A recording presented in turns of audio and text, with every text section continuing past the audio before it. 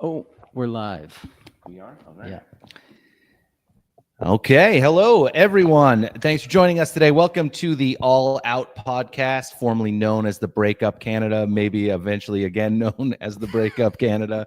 We're here today with I'm in studio or living room with Brad Mills. Brad, how you doing? Excellent. Great. And then we have Nolan bauerle. Sorry, like the skates, but with a hard L. yeah, like the States. Bauerle coming to us live from Dubai. We love This Dubai. is crazy. We love Dubai. Optimistic place. It's the opposite of Canada. There's very few sludge people around. There's happy, smile. Remember what people used to say about Canada? Remember in the old days, it was like Canadians are so happy. They're so kind and polite and all those things. Well, they're all here now for some reason. I don't know what happened. The no taxes probably helps. It's has a lot to do with it. Yeah. And then we have Dave joining us from Alberta. How you doing, Dave? I'm great. I don't think people around here are feeling very kind and polite at the moment. No. But you're still the strongest and most handsome entrepreneur in Bitcoin. Yes, in Canada. For now. Yeah. And for now. Yeah. So obviously a big week, fellas, and I think the most important issue we all want to talk about is who do you think would win 100 men or one gorilla? That's that's the big news of the week. I don't know if you've been seeing the memes, but this is a lot of people. It's causing a contentious battle online. Have you seen that, Brad? I saw that, and I also was distracted by the power outage in Portugal. I was wondering what was going to happen with all the Portuguese sausage. Oh, but I don't know. I didn't realize that you were that concerned about the Portuguese sausage. I wasn't following the gorilla thing very much. No, it's just a meme that was going around. It's like a similar one to that. Remember the woman? Would a woman rather be alone in the woods with a bear or a guy she didn't know? It's taking on that similar sort of energy where, you know, if you're whatever side of it you're on, you're really on that side, and you really hate the people on the other side. So that's real. Who think that 100 people can't kill a gorilla. That's real. Yeah. No, it's people are sort of debating whether or not 100 guys could take out a gorilla. And it's just like, if you think it's the gorilla, you think the people who think 100 guys could do it are just dumb assholes, and like vice versa. All right. I don't know where I land. There's breaking news. There's a guy who came on the internet today. We don't know. It's not verified. So we don't need to trust it. But there is a person on the internet today claiming he single-handedly and with his bare hands killed a silverback gorilla. So that's one-on-one. Wow. So I do not believe that. So that seems unlikely. I think obviously if you get to pick the 100 men, then 100 well-chosen men with a good strategy could easily kill a gorilla. But if it's just 100 randoms, then probably not. Yeah. Falls apart. It falls apart if it's 100 randoms. Have they discussed the DEI quota for the 100 men? No, yeah, right. They have to figure out. Yeah. Speaking of which, we need 3 deaf guys. Okay. Speaking of which, how many Canadians does it take to screw in a light bulb? How many? Well, none. The lights are off in Canada.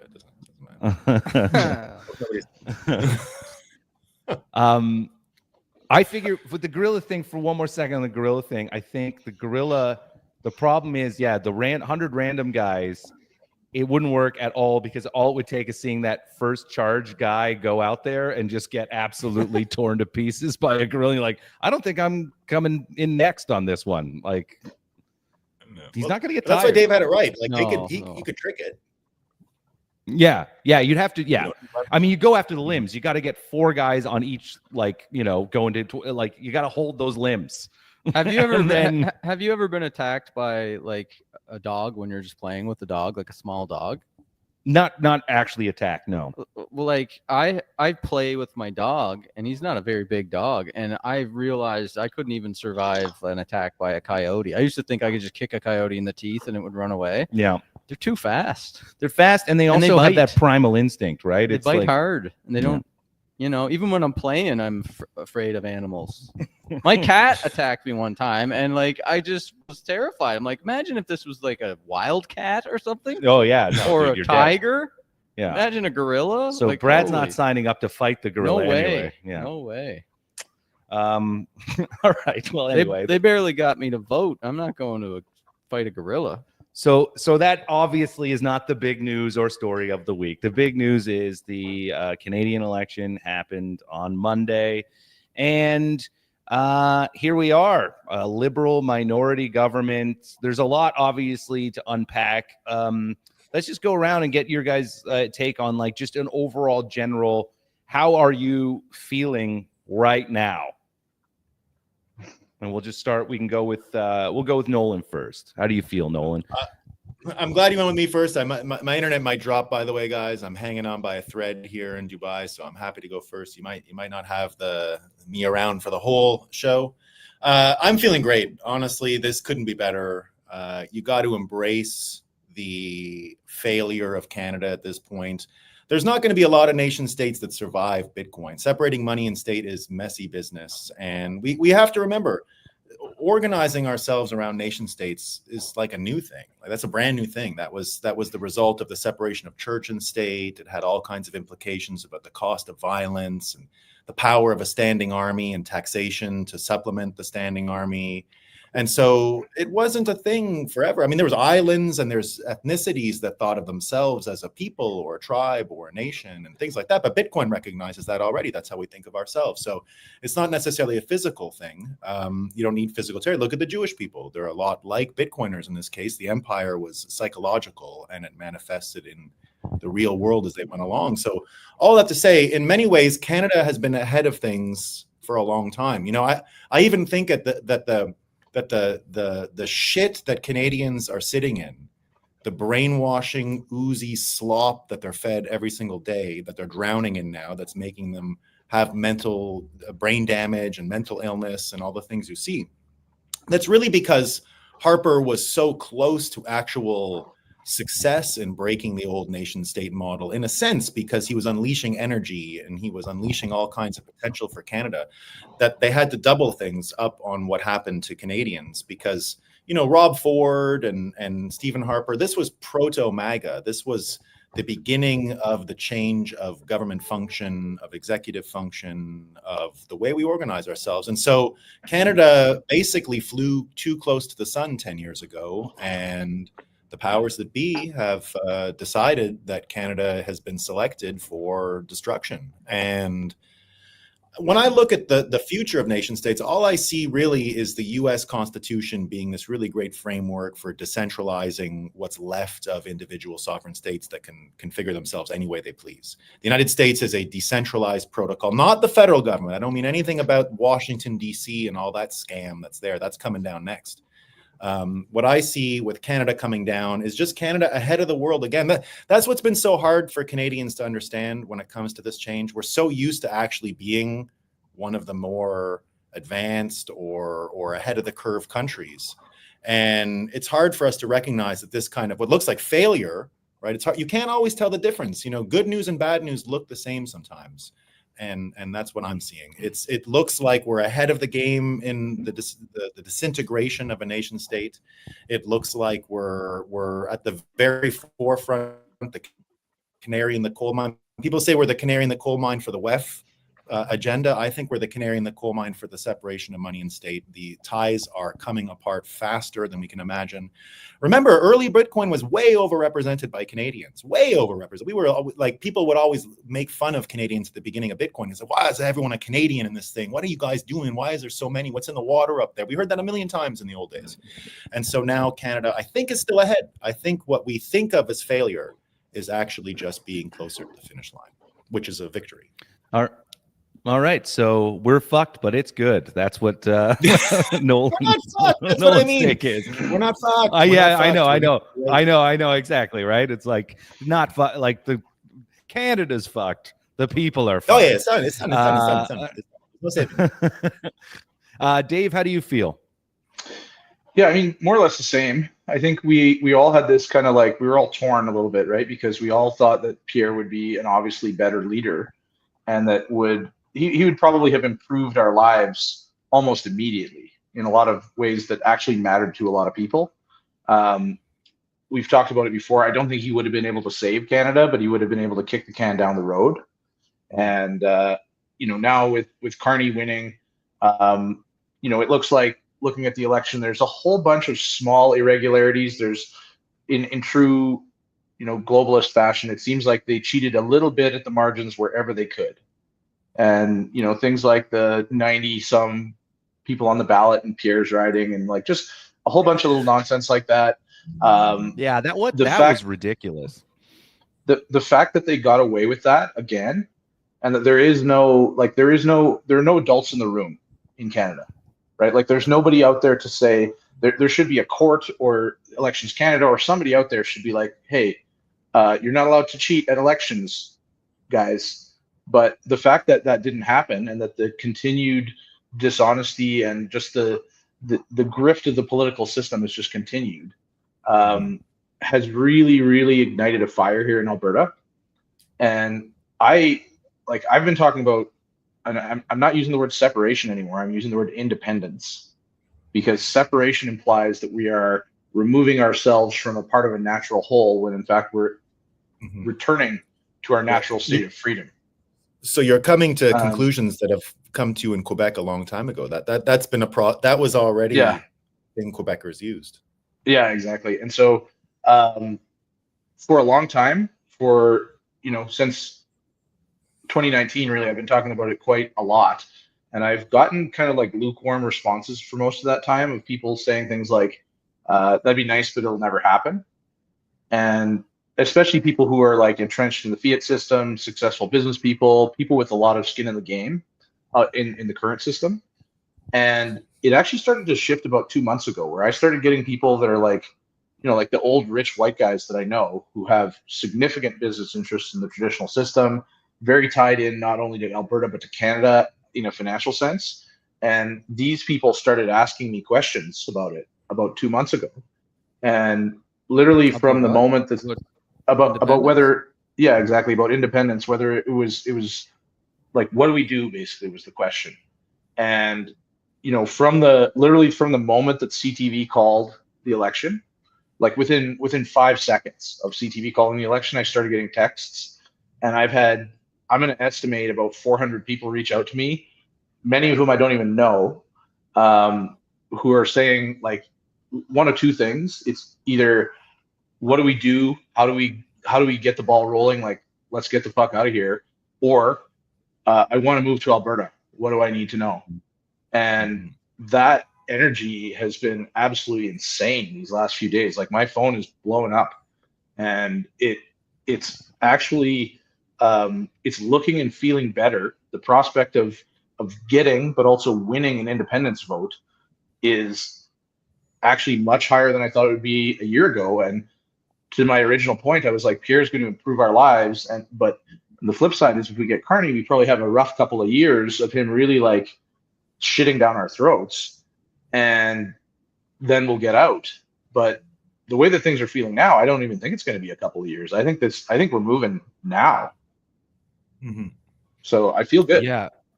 Yeah, and we'll get into Danielle Smith's tweet there a little later. But that was the one thing you brought up there. The Pierre's riding the 90 people on the ballot.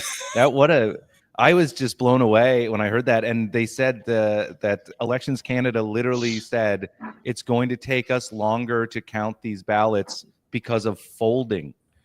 Like, folding was holding up the counting of ballots. What a nightmare. It just doesn't make how do you do that? How do you put that many people on a ballot?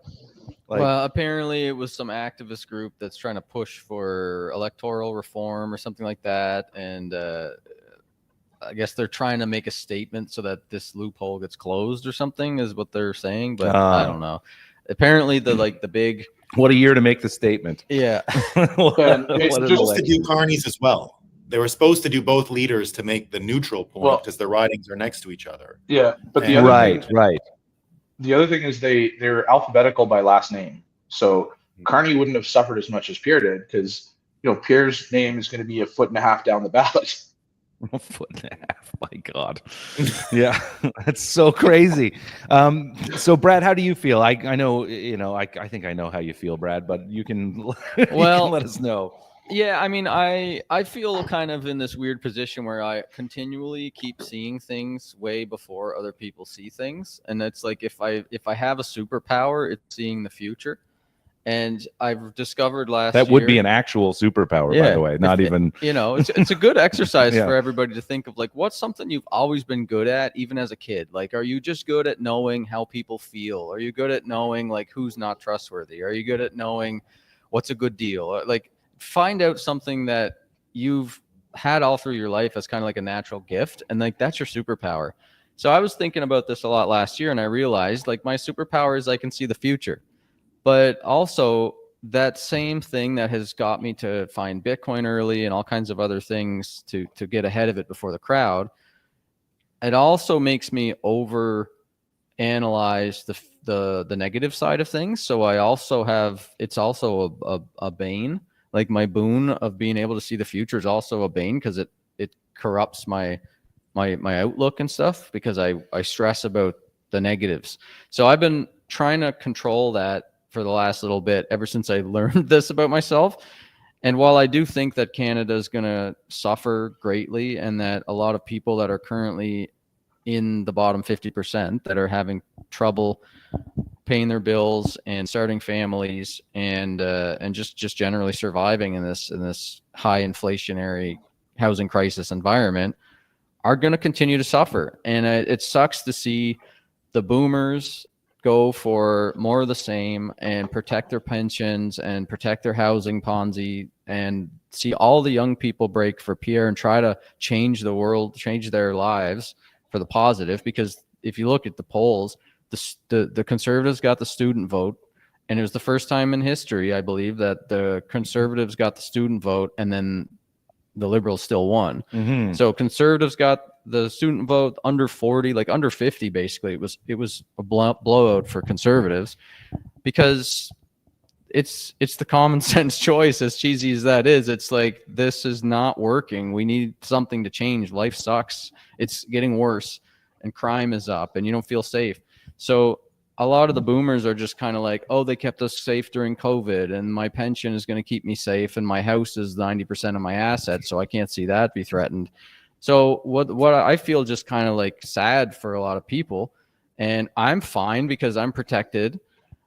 I kind of feel a little anxious about being stuck in Canada, because my wife has like a rare health condition, and we're very reliant on the treatments that she's getting that have been hard to set up. And she's in this spot now where she doesn't want to leave her family, and I kind of want to force her out, stress her out too much by fear mongering about like what the next 4 years is going to be. So I kind of feel a little bit anxious, a little bit frustrated. But I was born in Alberta, and I might have birthright citizenship if Dave gets his way. So I'm hopeful that I'll be able to hire private security to patrol my property, and potentially go outside of the country and go into Alberta or somewhere else. But I mean, look, Bitcoin, if I didn't have Bitcoin, I would be in a state of despair. But honestly, because Bitcoin protects you from all this stuff, I'm less stressed out about it. And because they got a minority, it's not as bad. It's like, okay, there's some breathing room. Hopefully they don't finagle the majority, but as long as it's just a minority, and I guess, I'm kind of like refocusing all my efforts from trying to get the message out about we really have to get Pierre elected to, well, I'm just going to try to spread the Bitcoin message again now, because this is really the only thing that you can protect yourself with. So I'm just kind of refocusing. Yeah, that makes sense. So basically what you're saying is you're happy that our leader isn't transphobic. I'm sorry, it was in my head. I just I needed to say it because that literally seemed to be one of the issues for some reason leading up to it, even though I barely heard Pierre say anything about that at all. Yeah, it was so weird on social media that was made into an issue. Just can't believe it. I can't believe it. Are you happy that you'll be able to get another abortion and Maid? Absolutely. Yeah. Maid. Oh, I mean, dude, I could talk about Maid for days. I don't know is Carney expanding Maid? Is Or it you gonna- just lost some weight. That wasn't an abortion. No, yeah, exactly. Oh, yeah, you're looking good. No, thanks. The Maid thing, this has been a weird issue. I wasn't planning on talking about it, but is Carney planning on expanding Maid? I think it's just been kind of a perverted I'm gonna check. aspect of Canada. It's not that I haven't understand the heard idea. Not that I want to defend Carney or anything, but I haven't heard him even mention Maid. Seems like it's unsteady ground for him. Yeah. I found Trudeau the loves expanding of it, but yeah, Trudeau is all yeah. into the right, the depressed, especially the depressed poor people. Those were his favorite to kill. That's the one, right? Like I understand people being given this sort of dying with dignity if you're terminally ill and you're at that certain point. I have no problem with that, but it was the amount of people that were being recommended for it that just are poor. It's not a retirement plan. It's kind of a despicable thing. I think some of the aspects of it, but yeah. Yeah. Well, the good news for Trudeau is that he still has access to it. I wouldn't want to, go about life. Yeah. There's kind of two things, that the government does, and they do a lot of things with the goal of staying in power or getting into power. Maid is not one of them. The goal of Maid is to kill people. Literally. and weirdly, they're good at it. It's like one of the rare occasions that they've actually set up a system that's profitable. People are making money. Yeah. I would guess that I don't know anything about the Maid system really, but I would guess that they are accomplishing their goal of killing people. But I bet you it's very, very expensive for the taxpayer. I bet you it's $1 million or more to kill a person for. I think they're making money off it. No, hold on, they're making money. Okay. Because people buy, people go, they get, there's like the funeral parlors are renting out space. Well, yeah, I guess it is called. You're right. Yeah. People are making money, maybe not the government in this case. Yeah. I mean, I just have always thought of it. You go to a therapist and they ask, "Oh, have you ever thought about killing yourself?" And you say, "Yeah," and they're like, "No. I mean, have you thought about it as an option?" Yeah. I'm not trying to figure this out for you and try to make you not. Have you considered doing this as a way of? It's just crazy. Yeah, it's like crazy. Okay, we've tried everything. Yeah. I just checked, and yes, people are making money. And since 2021, there's been $22.3 million made off of physician and nurse practitioner compensations for Maid, and there's $86 million saved in medical costs in the system, and there's been many people like they're raising a lot of ethical concerns around the money that's tied to this. Oh, are they? I feel dirty even just talking about this. I would certainly hope so. That is insane. I feel so weird talking about this. Like, let's move to another topic. Yeah, let's go. But the idea of like, come to Canada, we brag about our universal health care, and it's like, look how much money we saved. Like that is. No, we have to talk about it because this is Bitcoin versus fiat. The fiat apocalypse looks exactly like this. This is what it looks like. It's like the economics of killing yourself. That's the game. But we can change gears here since Brad's getting sad. We can change it to so what do you think happens with Pierre now? He's I think the Conservatives have a lot of people have rallied around him holding on to the leadership. What do you think? Where do you guys think that goes? I mean, I think the Conservatives look more pathetic than ever. I think they're tuning themselves out of the conversation. Even the you see all these people who love Pierre, but this is not a club. This is not a game. This is people's lives. And there's no way you can ignore the failures of Pierre on this campaign. It's just obvious. You've got all of the most influential voices on the internet anyway. You take Viva, Fry, Chris Pavlovski. I mean, think about it. Rumble is the biggest, most important and successful media company in the country. It's not even close. because they're the only ones that make money that aren't subsidized by the government. And it's a big hit in the United States. And Chris has been hanging out with Elon. He goes to the UFC with Trump. You know, he had a vested interest in seeing the same thing he participated in the United States function in Canada. And like myself, do you know how many times I reached out to Pierre? I was ready to fly back to Montreal in the middle of the winter to do a fundraiser for him, and he rug pulled me at the last minute and said, no, we're not doing it. So I didn't end up flying. It was the day that plane flipped upside down. So I'm kind of glad, because I'd have been in Toronto going to the airport that night. So I'm happy it all worked out that way, I'll tell you. But nevertheless, he canceled on us. And from what we hear on the internet from people like Chris, we heard Patrick Bet-David say the same thing in the United States. We heard all kinds of people say they went out of their way to engage with that campaign. And I'm telling you, I went out of my way again and again and again, like an asshole. And what did I get but crickets and ghosting and all this kind of bullshit? And all I was would have been a great podcast for him to go on too. He would have been, you know, fair but also pointed. But it was weird. Again, weird I'll choice. go back to the history He that I know. probably would have tried to sell him some life insurance though, or sign him up to life insurance Ponzi. He's a little bit of a Ponzi guy. Patrick Bet-David. Yeah. He was the one, even back when Harper was prime minister. Remember, his job, the way he came to national recognition, is he was Stephen Harper's parliamentary secretary, which means you deliver the prime minister's talking points on his behalf when he's not in the House of Commons, when he's traveling and being the prime minister. So when they asked the speaker a question to the prime minister, he would get up every day. So he became a master at redistributing top-down talking points. And from day one, I told the Conservatives, and I fought them in those days during that administration when we were in power, and I said, this will be the end of you. This is the reason why you're going to fail. You cannot deal with the fake news in Canada this way. You have to destroy the CBC while you have the chance. Don't a dynasty of a government. And I said, you're not going to get that chance. You got to do it now.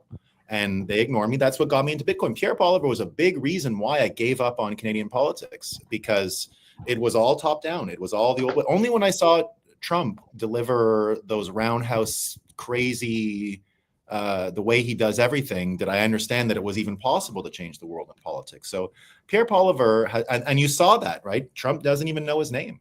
Trump doesn't even care about him. And Trump, I think a lot like Dave, was of the mind that you could go faster and quicker with Carney, and Trump got the one he wanted because it's destabilizing for Canada.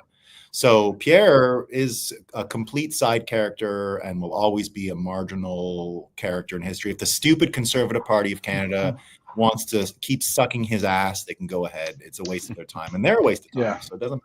Just as you were talking about destroying the CBC, your screen froze, and I was worried that they got to us. That they now have that level of control. So, they just came in. And look what Trump did. Trump defunded the PBS and the NPR yesterday in the States. They're both fucking gone. And we should have done that when Harper was prime minister. We would not be dealing with it. We would be sitting pretty with the numbers. I ran the numbers on that too, because I was trying to let Americans understand how bad it is here with CBC. And if you gave the equivalent funding to the NPR as you gave to CBC, which are both like extremely left biased public funded companies or corporations, broadcasting corporations, whatever, you'd be given $15 billion a year. It'd be so the amount of money that we give to the CBC a year is like giving $15 billion and having NPR be the primary news source for a whole generation. Yeah, that's crazy. Yeah, so you guys may have noticed, I think that we got our Coinbase team cutting up these shows for some little quotes. I'm going to make sure we get that one from Nolan just now about sucking the ass of Pierre Poilievre. So it's pretty clear that he took his foot off the gas a couple months ago, and there's a couple reasons why that might be. Trump jumping into the conversation obviously threw a wrench into things. Like, he was poised to beat Trudeau so easily, and then next thing you know, he replaces him with Carney, who's just like a soft reset, and then in the eyes of many voters, and then Trump gives him something to run against. And so it's possible that he took his foot off the gas because he got bad political advice, and he was basically scared, as many conservatives do, make the mistake of catering to the center at the expense of their base, right? And so he really changed the way that he was approaching everything right around the time Trump started weighing in and talking about the 51st state, right? Like, the thing that made Pierre popular was speaking directly, actually answering questions, holding people to account for their own poor questions, and more or less saying what everyone in the room was thinking but didn't want to say, right? Like, that's actually the same recipe that was successful for Trump. And so it's possible that he got bad advice. Like, you don't want to be so direct, you don't want to be so clear and concise, because you sound like Trump, right? And you know, the desire to distance yourself from Trump was obviously there, because I think, you know, a lot of us like a lot of things about Trump, but I think he's pretty distasteful as a person to a lot of Canadians. And so it's very easy for Carney to run against Trump and pin that on Pierre. Now, so it might just be incompetence, right? But, you know, the old saying of never ascribe to malice what is adequately described by competence. I think that is a bad saying. I think that is a saying designed with malice to hide those who are coming after us with malice. And so the other possibility that has to come to mind, and this immediately popped into my head when I saw his concession speech, and he had this big grin on his face. And, you know, Pierre has been a career politician his whole life. What are the chances that the WEF, the globalists, whoever has taken over from Epstein, you know, there's for sure a new version of Epstein running right now. What are the chances that these people have something on Pierre? And maybe they said, you know what, you're not going to go all out. You're not going to go on all the podcasts that you know you should go on. You're going to shut up about the following things, and you're just going to tone it down a bit. And combined with our many small forms of cheating, that's going to be enough to get our guy back in. And, you know, so I don't know whether it was malice or incompetence, and it doesn't really matter, because to Nolan's point, the Conservative Party Conservative Party will never win another election unless something transpires in the next, you know, month or two, and this government collapses and there's another immediate election, then they'd have a chance to win. But with the path that we're on, which I see as being a much shorter than anticipated path to Alberta independence, the Conservative Party's base will no longer be part of Canada. And they'll, you know, the deck was already stacked against them with the structure of the country and the way the voting was spread out. But you know, we leave, there's virtually no chance that the Conservatives will ever form another government. And, you know, I think the spiraling effect of pulling Alberta's economic impact out of the country is really just gonna lead to a lot more provinces separating. And, you know, Brad mentioned like discussing with his wife the next 4 years, but like, I don't think it's very likely that there's going to be anything that resembles Canada whatsoever still intact 4 years from now. Yeah, I'm with you. Yeah, well, I think we covered a lot of it. Anything else you wanted to add to this, Brad, with the election, the results, you know, anything shock you the most? I mean, you have a lot of respect for Pierre, you know? Yeah. But I understand where it was from. He was good at stuff. The Pierre thing, I mean, we'll see. I like I said, I've kind of refocused my energy towards Bitcoin and helping people protect themselves with Bitcoin and trying to get back into that mode of like POW media and making content around educating people about Bitcoin and helping families with Bitcoin, really. And I've kind of have to make a choice with what I want to do with the Bitcoin Coalition of Canada, which I'm not sure if you know, but I started a nonprofit, which Dave and Nolan are on the board of with me, and the whole goal of it is a multi-partisan group to try to educate anybody in Canada, whether they're NDP or they're green or blue or purple or whatever, about how Bitcoin fits into their goals. And because Bitcoin helps people on the left and on the right, it's good for social inclusion and financial inclusion and the economy and the energy grid. It's good for a lot of things that a lot of parties care about, or at least claim to. So I've been thinking like, okay, we do have a chance here to re-engage with that and try to like promote Bitcoin values in these parties. It will take more money and more effort and actually showing up. But I've kind of been a little bit disillusioned by the whole process of seeing Pierre and the Conservatives shun Bitcoin, because we took the time to try to support him during the leadership race, and he's communicating with friends of mine like regularly, asking them questions about Bitcoin, but then radio silent publicly. And we would be like, all during this election, I've had access to be able to like, what do you think about this? Is this cap gains exemption thing really going to affect this thing? And like, he would respond. Now, I don't know whether or not the cell number on the other side of Pierre's old cell is him or someone in his party, but a Pierre like cell phone was responding to Bitcoiners about issues. And so I felt like we were sort of being backdoor included in the conversation and shown that he does still care about this issue. But I felt like the plan was like kind of like what you were saying last night when we were discussing it. Nick was saying that like he just wanted a regular, boring, common sense person in a politics. He didn't want, what was it? How did you phrase it? I wanted a nerd policy wonk. Yeah. So like that, like that's kind of what Pierre was doing actually, because he didn't go with any of these movements really, because there's a movement around Bitcoin and it's a small movement, but it's impactful and important, but it's kind of fringe if you're not into Bitcoin, which most people in Canada can't even afford to eat. So they don't think about buying Bitcoin because they think it's trading or investing.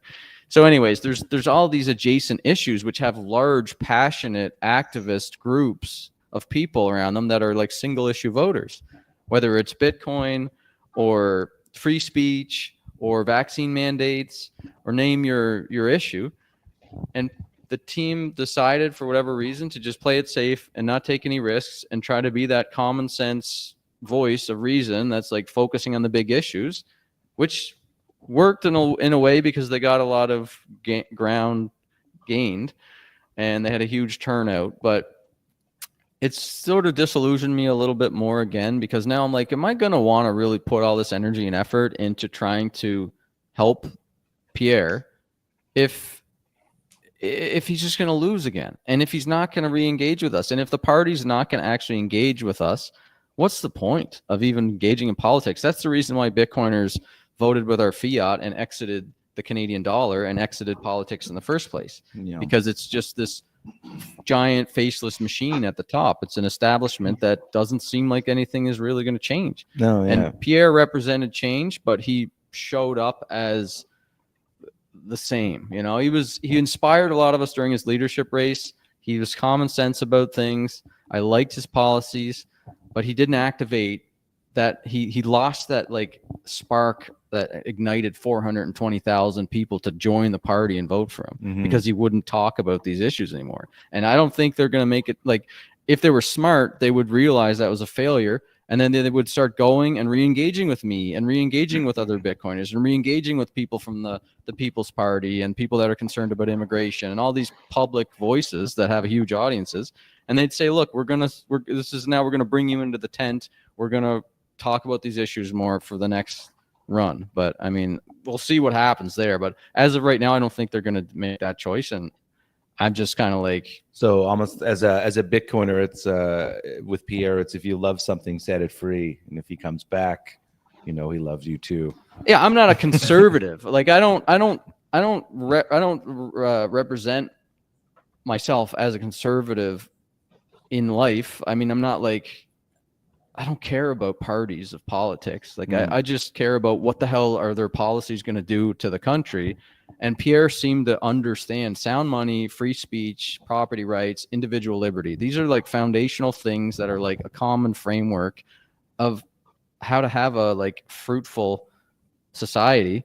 And It's unfortunate that he didn't win. And now we're going to see the exact opposite of this with Carney. It's going to be 4 years of more control, more censorship, more money printing, more, Have you less guys seen individual some of the responsibility. quotes? Have you guys seen some of the quotes from his book? Just some of the sick things he's actually said about, limiting Some of them are choice. taken it. Some of them are taken out of context because, like, I've read those passages in more than just the bites that people are spreading. But yeah, like his ideals are driven by climate change extremism. So I don't, when he says things like should there be a market for having babies, like should we have the freedom to have babies, he's not saying that literally. He's saying it like in this other context of, if we go too far with capitalism, then the capitalists are going to make markets for whether or not you should have babies. He was actually like rhetoric. Like some of the things he said in the book they sound extreme when taken out of context, but his general thesis is it's not compatible with free markets, and it's not compatible with individual rights and individual liberties. He believes that we need to sacrifice people's ability to enjoy their lives and to be able to have an easy cost of living for the end goal of what he believes is the planet's going to end because of climate change. And that we're now going to see more of that, and it's going to be 2 to 4 years of us seeing how he's going to experiment on us, unfortunately. Do you think he brings the carbon tax back? That was just a thing. He'll find a sneaky way to do it. There'll be a sneaky rebrand. He's already proposed carbon tariffs. He's not calling them carbon tariffs. He's just calling them high carbon steel price adjustments. It's always fucking something with these assholes.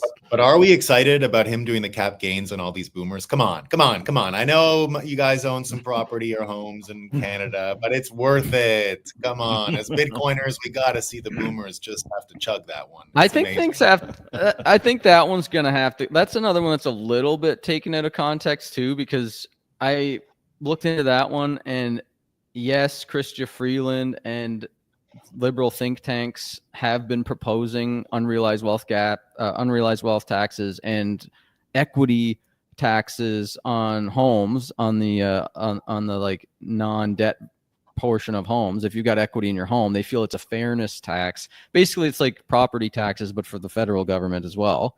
They have talked about that, but Carney himself has not said anything about wanting to do that.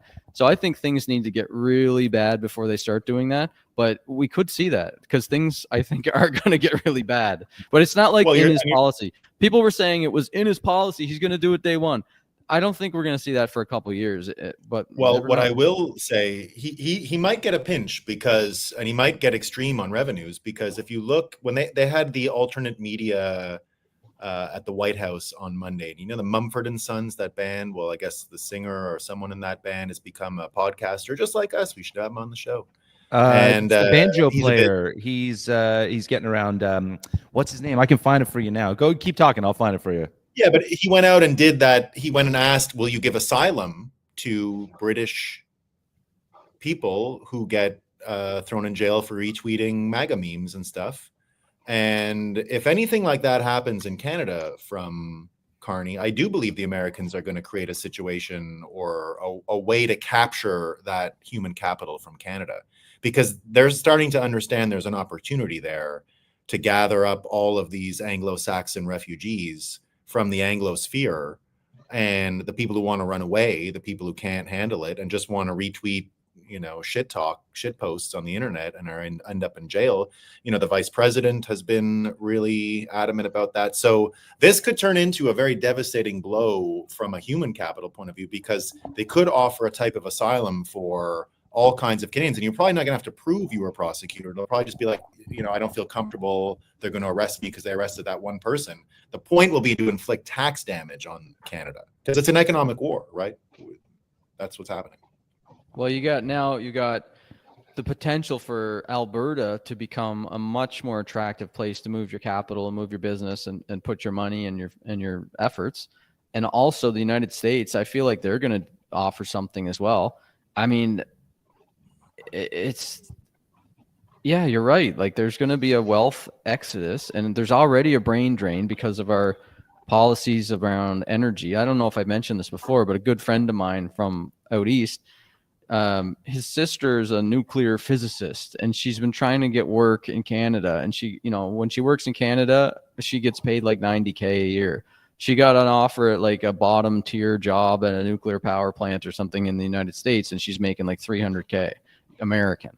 So like the ability for you to use your knowledge and make money in America is just getting more and more attractive for people to finally say, what does Canada have to offer? And is healthcare worth it? Like probably not. If we've all had issues with healthcare, I imagine. Our healthcare has not gotten 40% better over the last 4 or 5 years. So yeah, 100%. Like the big thing that happens in the whole sovereign individual thesis when they talk about the decline of the nation state, it's really related to that. Like people are going to leave. They're going to take their money to somewhere that's just better for them. And as we see more and more of Carney's policies come in, and like Nolan said, they're going to have to pay for it somehow. The wealthy people are going to leave, and the smart, high income potential earners are going to leave because you could work for $200K as a coder on the CRA's website, or you could go do something meaningful and important and make $300-400K. Yeah. You don't think working for the CRA is meaningful or important? We lost Nolan there, so that's too bad. We kind of figured that might happen. So we can move on. Let's try this joke segment. Let's see how it works here. This is the first time we're going to do it. I'll start it off because this is it would have been better to have Nolan. Okay, time for some jokes. Nolan here for it. So it's just general. Did you text them to me, or I'm going to send? So what I'll do is I'll put it in the Telegram chat that we have for you guys to read as I do it. But I'll start us off here to get the vibe going. So obviously, the biggest roadkill of this election was the NDP and Jagmeet Singh. They are just destroyed. So now this is a question. Jagmeet Singh he was there for what? He was the leader since 2017. So 8 years, he's done. What is Jagmeet going to do now? What do you think Jagmeet will do now? So here's some suggestions as to what I think he will do now. Since his main skill seems to be taking a once viable thing that excites people and completely destroying it, he will fit right in working for Disney. That's first one. All right, Brad, here, you do this next one. This will be the next joke. Put it in the Telegram thing here. Okay. There we go. So Jagmeet's going to call an exorcist to remove the ghost of drunk Jack Layton, who appears every day at 3 a.m. and calls him a straight up bitch. All right, Dave, this one will be for you. I'll put it in the chat here. Let's see how this goes. By the way, I want everybody to know watching that I wrote these jokes. So if you have any problems, do not go after the individual hosts. It is me who was solely responsible for anything said here. All right. Let's see. Did that go in? Oh, nope. Didn't get it yet. 1 second. All right, Dave. There we go. Yeah, I mean, whatever he does, I'm sure a couple more Rolexes wouldn't hurt. I imagine he's gonna, in all seriousness, I imagine he's gonna position himself, basically working as a sort of a middleman grifter to the newcomer community that he represents, and just charging people who are moving here from that region. That would be a perfect fit. Oh, that's probably what it'll be. Jagmeet coin, I guess. I got some more here. So what do you think Jagmeet will do now? Start an OnlyFans where with a premium membership, you receive a used turban. I decided to say that one specifically to not make one of you guys say it. Brad, here's one for you. Only a couple more of these left. Oh, keep them coming. There's another one for you. Day Brad. 1, he's going to set up the auto deposit for his pension. He'll be on the phone all day, but he'll get it done. He'll make sure. He'll wake up early. I like this one. This will be a fun one for you, Dave. put it in here now. What do you think Jagmeet will do now? Read a tell-all book titled I actually don't give a shit about your teeth.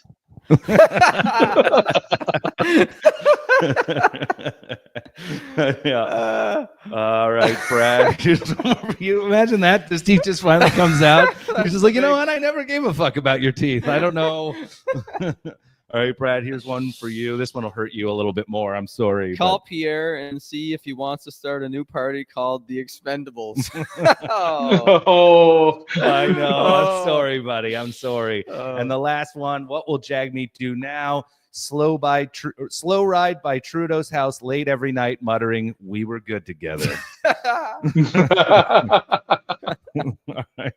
So those are the headline jokes for this week. We have a couple more for another one, but right now let's get into this Alberta thing. Let's talk about it. So Danielle Smith tweeted this week a bunch of reforms that she's going to put. The Alberta government proposed election statutes amendment act to enhance elections security, accountability, and accessibility.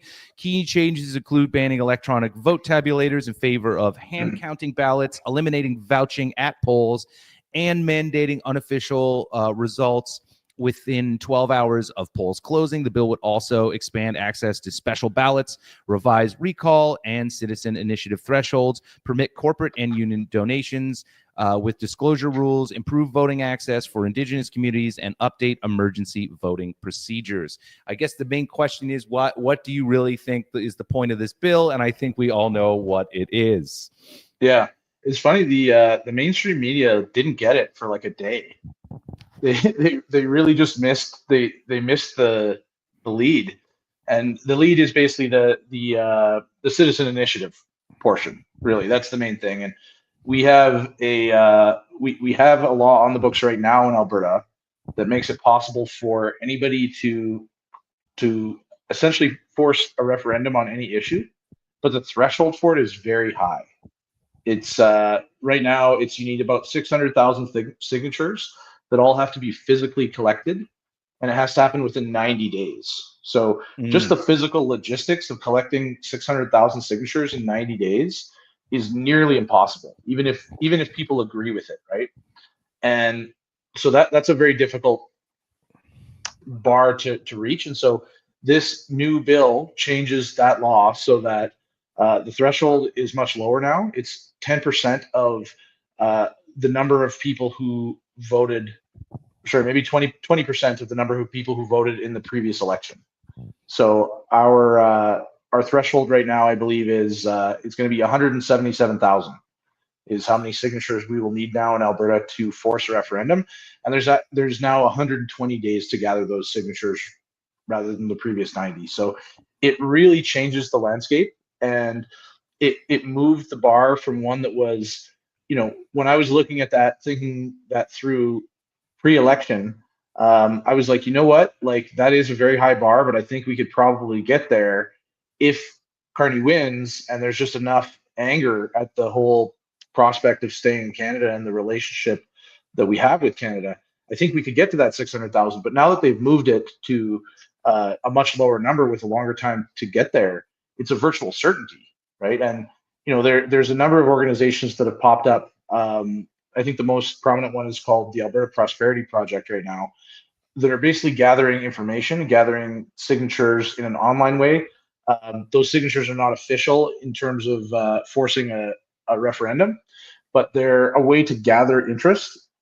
And I think when I looked, like last night, they were at like 125,000 signatures in, like 3-4 days kind of thing. And so the momentum is there, and like it is a virtual certainty that Alberta will have a referendum on our independence in the next 2 years. There's a lot more to discuss about how that plays out, whether that's going to win, what all the forces are moving around, and what happens if we do win that a referendum.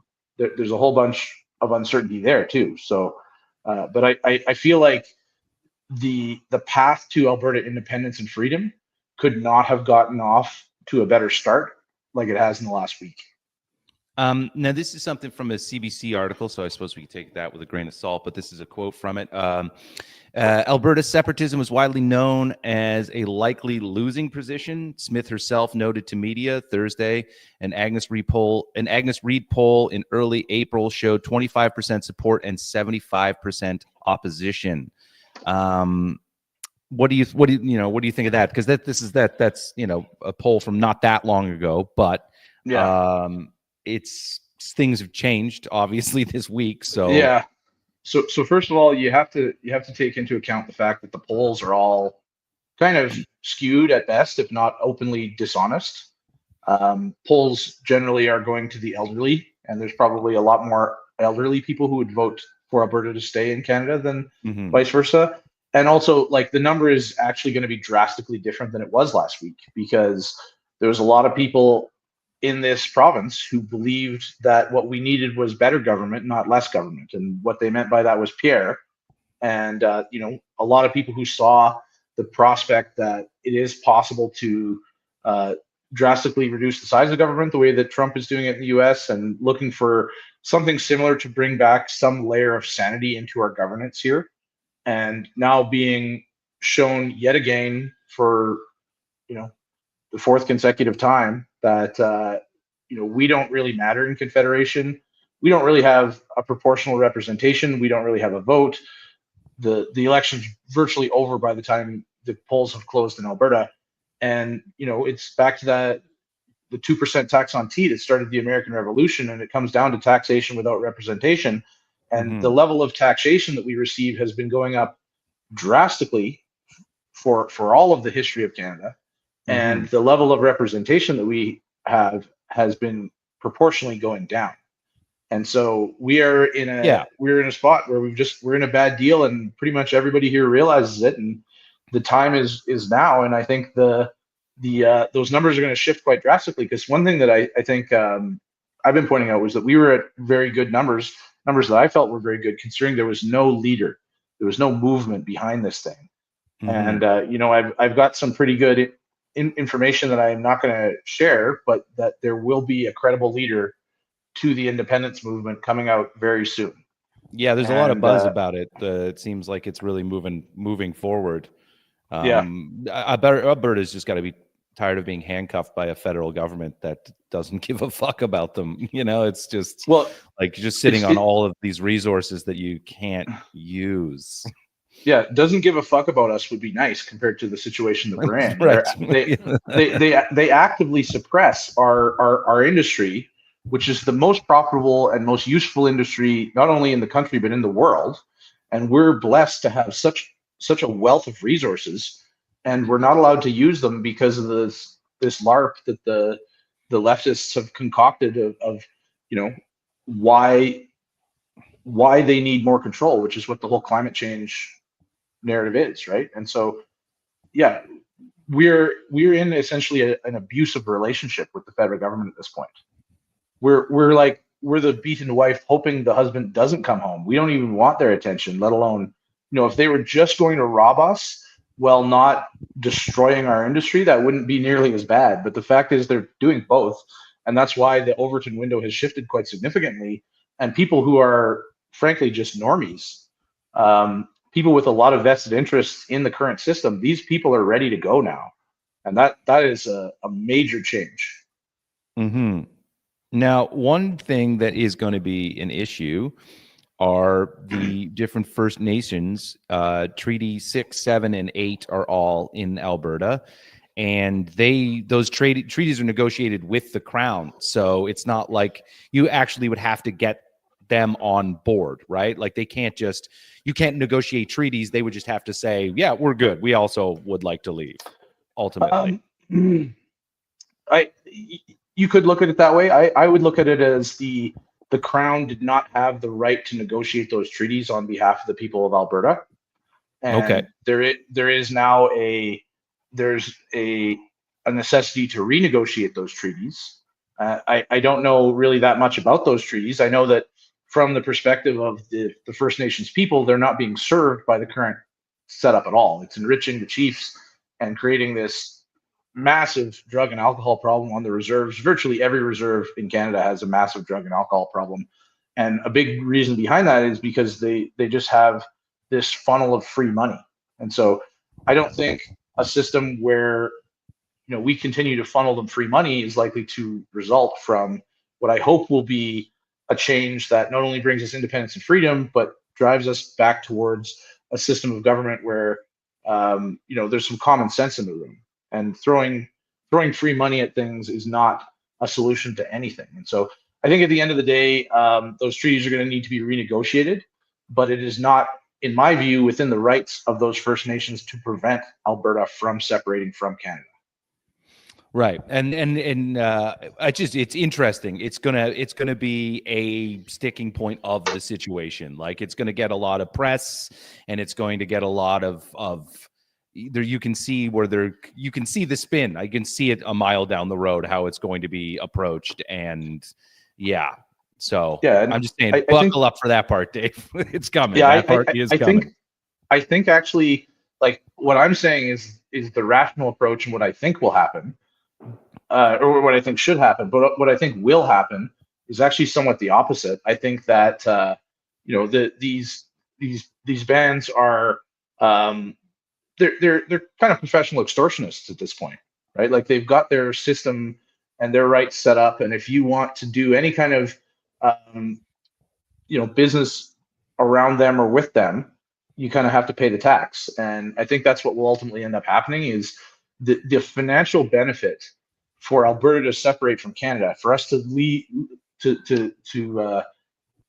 leave the moochers and the leechers, and to get rid of these bloodsuckers who have been really draining us dry for decades at this point. The financial benefit is so large that even if we have to double what Canada is paying the First Nations, it would be easily worth it, and they would take that deal. So it's going to come down to a bribe, no doubt, and we will probably pay the bribe. Well, I remember during the campaign, Pierre talked a lot about this issue of the First Nations that are signed on to energy projects that, like, it's this media sort of spin, just like abortion and everything else. They're like, you're not consulting First Nations. First Nations don't want energy extracted out of the ground. They're against that. And it's not true when you look at the numbers. Like, there's, I don't know how many pipeline projects I heard about, just sort of not looking closely at it, but heard about that.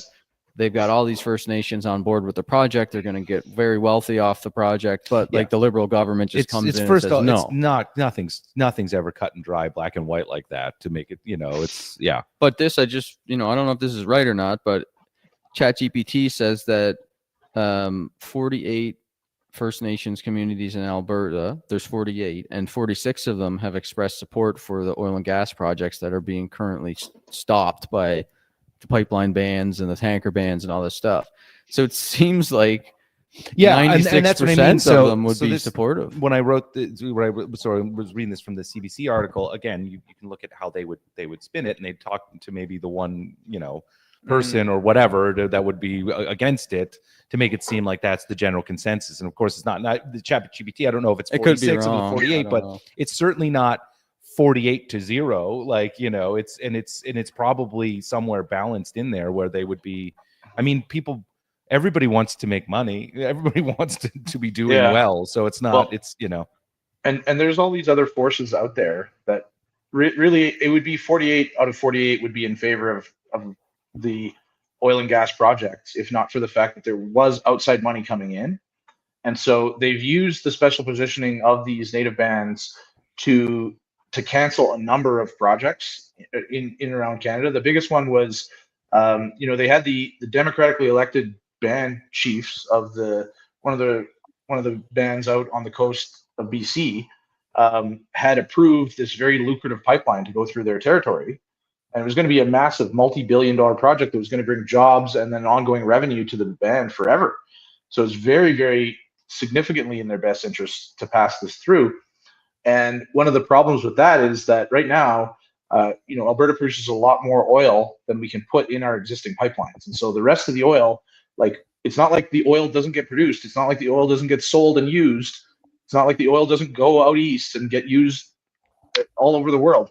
but right now it goes on trains. And so Warren Buffett makes about $18 a barrel for every barrel of oil that goes onto a train heading down to Oklahoma. And if we got that big pipeline to the coast, we wouldn't need nearly as much oil going on those trains. And so because of his vested interest, they funded a group that gathered what they called the hereditary chiefs, which were essentially the children and grandchildren of past chiefs of this tribe. And even though these are not the democratically elected leaders of the tribe, this group of so-called hereditary chiefs was able to put enough pressure onto the federal government that they canceled that pipeline.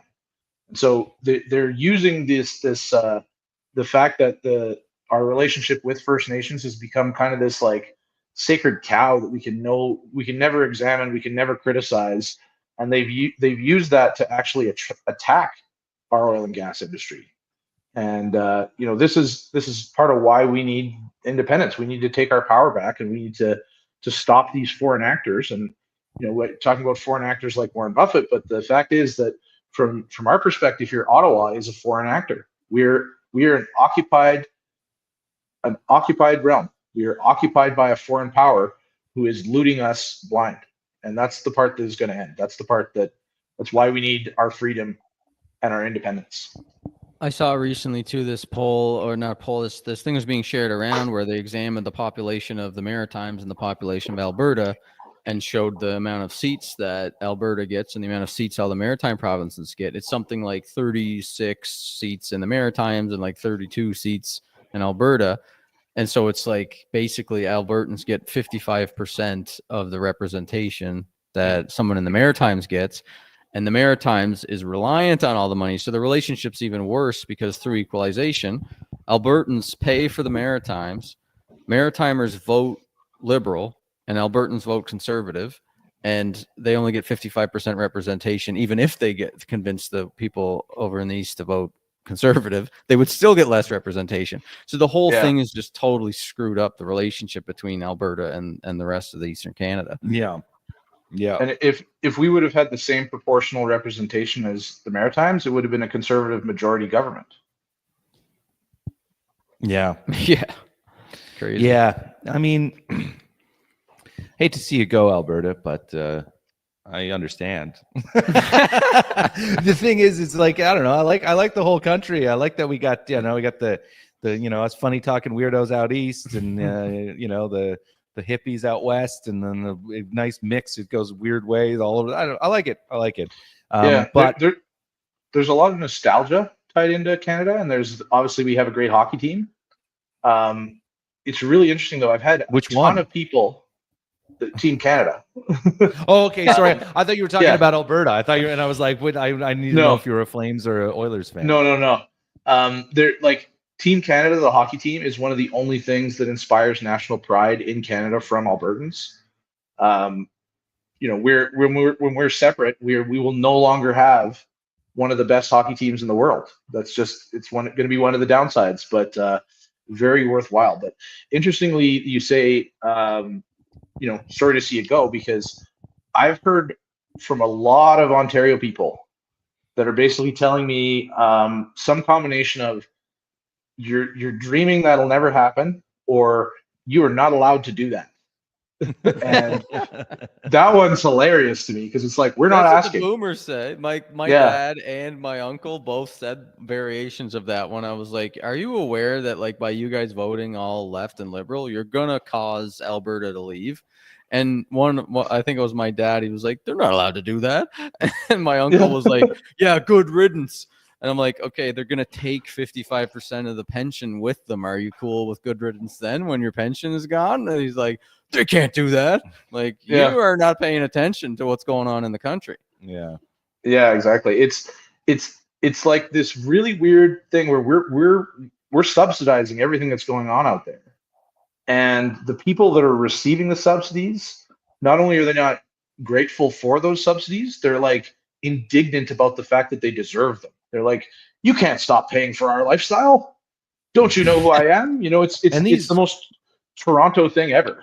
And these are actual subsidies too, not like what Trump is calling subsidies. These are like full on legitimate, Trump is it's a trade You mean the deficit. equalization payments? Yeah. Yeah, it's massive. It's like I looked at it and I wanted to see how big is it and what's the difference between what the Maritimes and like Nova Scotia specifically gets and what does Alberta get. And people were arguing with me. The same types of people were just like, oh, but they get free health care and they get transfer payments from the government and they get pipelines that the government buys for them. So it's not all money going out. Mhm. But when you actually do the math, Alberta's in a major deficit yearly, and the total over the last 10 years is $250 billion of deficit that Alberta's in, that they've just lost from the equalization and the and the whole relationship, including all the transfer payments, all the pipelines the government's paid for, everything. Alberta's still down $250 billion.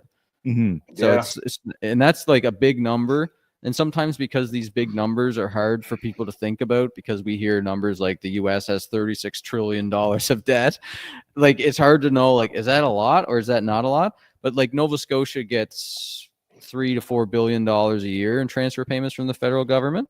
So if you think of like all of Nova Scotia runs on 3 to 4 billion, Alberta's 250 billion. Like, think about how big that is. Like the whole entire province of Nova Scotia runs on 3 to 4 billion a year. Mhm. And Alberta's down 250 billion. Yeah. And our whole country runs on a deficit of like 40 billion under the Liberals. So it's a big number for Canada. It's not for the United States, but for Canada, it's a massive number. Yeah. And there's a lot of incentive to leave. Mhm. And it's also a compounding effect, right? Because that $250 billion not only should have been spent in the province of Alberta, but a very large percentage of that money would have been spent growing the energy sector, growing other businesses in Alberta. And the compounding effect is literally trillions of dollars. We are trillions of dollars poorer because of the fact that we are part of Canada. And there's no way that you can look at it as anything other. Like $1 trillion is a large amount of money for any country, even for the United States. I think it's also like that money goes towards financing the CBC, which pushes agendas that are like contrary to Alberta. It's like they're paying for propaganda against themselves. New on CBC starting this fall. Fuck Alberta. What? That's pretty blunt. Starring everybody who stars on every other CBC show. All right. Well, I think we got the election. We're about a little over an hour and 15 in here. So we did talked to the election, talked about Alberta. So let's go to one more joke segment here. Oh, sweet! And I love the joke segments. And this is what I'll put these in Telegram again. Air Canada is there's a bunch of stories about airlines in Canada. Okay, so there's 3 of them that popped up. Air Canada chose to take passengers to court rather than pay a $2,000 settlement. WestJet included a gag order in its own settlement with that it made with people. Crazy. And Sunwing stranded passengers for 5 days, then charged them a $50 booking fee to change their flight after they stranded them. So this is the thing that I want to ask. What are 10 better ways to travel in Canada than taking a Canadian airline? So here we go. I'll start us off here. 10 ways better. What are the 10 ways better ways to travel in Canada than taking a Canadian airline? We're going to start off with one right down the pipe. A pregnant donkey with severe diarrhea.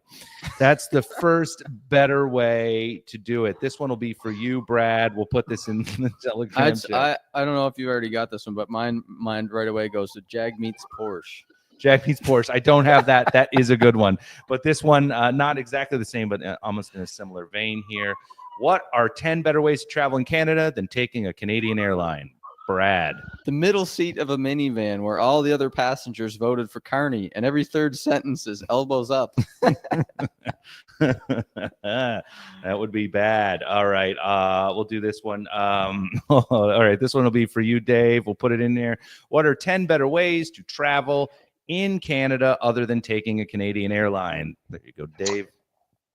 Taylor Swift, private jet, but the whole time she talks to you about her understanding of football. I got to circle back that the first one, the pregnant donkey with severe diarrhea, that was Unfortunately, that was actually the slogan of Flair Airlines. That's one of the reasons why they didn't work very well. Flair Airlines. Better than a pregnant donkey with diarrhea. I took Flair Airlines, and they were the only people I ever saw made people use that little sizer for your carry-on bag. Oh, yeah. It's the only, because they were like, yeah, no, we charge you for carry-on. So if you bring, you're allowed to bring like a personal backpack, but they're like, if it doesn't fit in this, man, yeah, It's Flair another Airlines was terrible. $20. Woo. All right, 10 better ways to travel than taking a Canadian airline. A Greyhound bus, and the only other passenger is that dude who decapitated that guy, and you aren't allowed to take your headphones out, and you're really tired. That sounds like a bad trip. That's not a good one. Here's one for you, Dave. 10 better ways to travel in Canada than taking a Canadian airline. There you go, Dave. Hitchhiking through Alberta with an "I voted for Trudeau" hat. You might not make it.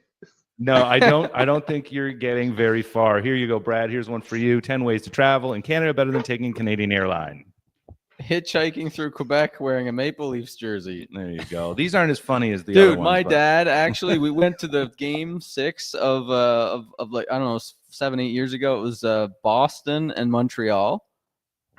Game something in the playoffs. And my dad was like, he's a Boston fan. And I don't follow hockey as closely anymore. I was a Calgary Flames fan all growing up, and I kind of got my heart broken a few times. So I just gave up on hockey, watching it so much. My dad's like, yeah, I'm going to bring you a jersey. So he gives me a Marchand jersey. Oh, my God. That's the worst. In the middle of Montreal, and all these crazy people are like throwing shit at me and stuff. I'm like, I was like, Boston was up like 2-1, and I was like, please do not win. Like, I got a Marchand jersey. I did not know that was like such a bad thing. It's not just even a Bruins jersey. It's the most hated Bruins. Yeah, and I didn't know that. I was like, Dad, what are you trying to do? Get me killed here? And he's like, I didn't know they hated him that much. And we're like hiding the jersey. Don't want people to see it. Thankfully, the Canadians won. All right. Here's another couple here. 10 better ways to travel in Canada than taking a Canadian airline. Hitchhiking through PEI with a fuck potatoes hat. I had 3 hitchhiking ones that I thought that was cute there at the end. How about this one, Dave? This one's for you. 10 better ways to travel in Canada than taking a Canadian airline. Going to Winnipeg. That's it. That's it. Just going there, however you get there. It's all right. And then this one could be for you, Brad. 10 ways to travel in Canada, Canadian, better than taking a Canadian airline. A 9-hour drive without a GPS, and your wife is convinced for the entire time that you're going the wrong way. And the last one, 10 better ways to travel in Canada better than taking a Canadian airline. Just straight up fucking walking to Cancun. So yeah, I don't know. Those were funny when I wrote them, but it's like they weren't as good as the Jagmeet ones. I'll admit that. So The yeah, they're good. I like this segment. Keep it up. But I guess that wraps us up for today. Yeah. I think that kind of covered everything. And Nolan was there for a bit. I'm glad we got him while we could and got his takes in. But we will see you guys next week for another episode of the All Out podcast or the Breakout Canada. Just follow along. If you're gonna get the second name of the podcast right, it's the Break Up Canada. The Break Up Canada. Sorry, you gotta remember all the alternative names of the podcast properly. I think we should come up with a third name for next week. Yeah, Just really confused I things. like your old podcast name, The Third Rail. Third Rail, yeah. Yeah, so I had like 3 different podcasts that I tried names of. So there was This Week in Outrage, Third Rail, and I think there was another one. But anyway, Third Rail's since it's Canada and our crime system is broken, why don't we call it Third Bail? Third Bail. All title, no podcast. That's just there for we us. go. All title, no podcast. But no, you guys can join us. We live stream starting around noon every Friday. So if you like this, come and join us. And eventually, podcast, you'll be able to listen to the full edited version. But we really appreciate you guys joining us. Thanks, Dave, for coming in. And thanks, Brad, for having me at your lovely house here. And we'll see everybody next week. Bye-bye. Study Bitcoin.